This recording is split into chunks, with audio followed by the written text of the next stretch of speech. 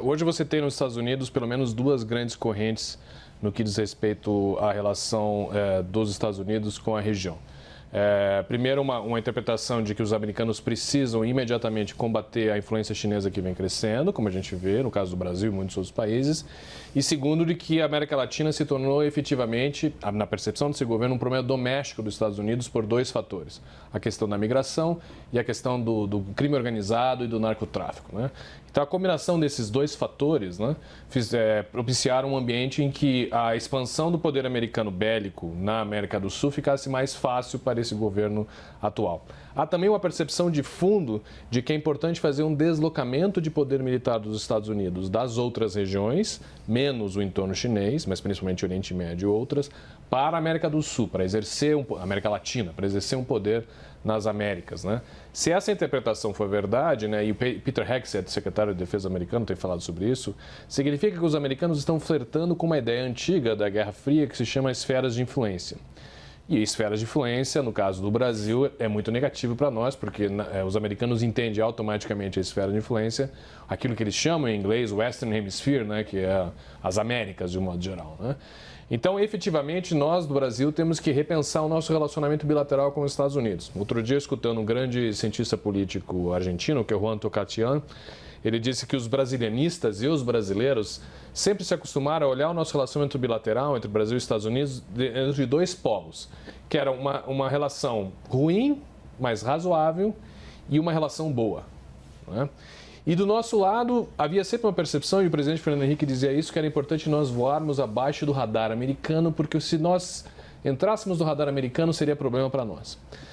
Então, nós estamos numa situação que hoje isso é praticamente impossível voar abaixo do radar americano. Não, eles apontaram para nós. Apontaram para nós. E agora nós não estamos nem numa relação boa, nem numa relação normal. Nós estamos numa relação de defesa, nós temos que nos defender da ação americana. Por isso, nesse contexto, é muito difícil interpretar se houve simplesmente agora do Trump em relação ao Lula, o governo brasileiro, nessas últimas semanas, uma mudança estratégica ou uma mudança tática. Significa o quê? Que eles podem ter recuado, porque eles viram que as primeiras ações em relação ao governo brasileiro, no que diz respeito a Alexandre de Moraes e o processo contra o Bolsonaro, e as Big Techs não estavam dando resultado, eles podem recuar em relação a isso, para comprar mais tempo para voltar a fazer ataques no Brasil no futuro. E eles atraem o Brasil, que precisa da negociação, né, para um momento calmo, esperando para um outro momento de tensão lá na frente. Essa é uma possibilidade. Se isso se tornar sistemático, que eles atraem o Brasil, depois atacam o Brasil, atraem o Brasil, atacam o Brasil, nós temos que pensar o relacionamento, repensar o relacionamento bilateral e pensar uma política externa defensiva em relação aos Estados Unidos. Vai ficar cada vez mais difícil o nosso relacionamento com os Estados Unidos. Os nossos mecanismos de influência na sociedade americana, o Marcos pode dizer isso melhor do que a gente, no que diz respeito à exportação agrícola ou de alguns outros minerais, eles têm um certo peso, como o Casarões falou, mas ele é limitado, né? Portanto, nós somos, obviamente, muito mais sujeitos às pressões americanas. Então, você vai ter uma combinação de fatores no sistema internacional, que é a percepção de que a América Latina é um problema doméstico dos Estados Unidos, imigração e narcotráfico. A percepção de que a China cresceu demais na América Latina.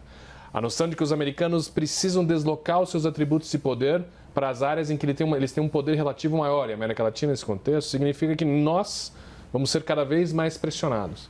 Nesse contexto, que parece um contexto de mais médio e longo prazo, me parece que as ações do governo Trump em relação ao governo brasileiro agora são simplesmente mais recuos táticos do que mudanças estratégicas. E isso é um perigo.